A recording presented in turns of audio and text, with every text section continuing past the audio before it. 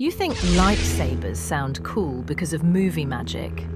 What if I told you the actor playing Anakin sometimes made those sounds with his mouth while filming?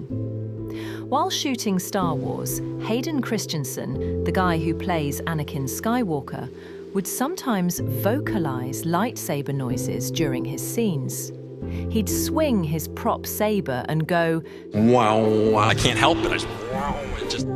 And George Lucas would stop filming and say something like, "Great job, but you don't have to do that.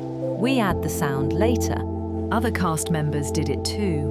One actor apparently did blaster noises aloud during takes, and another was said to make random funny noises just for fun.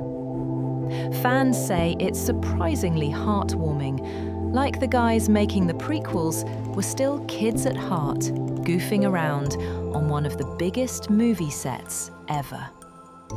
So the iconic lightsaber sounds might have started as live, goofy sound effects from actors just having fun.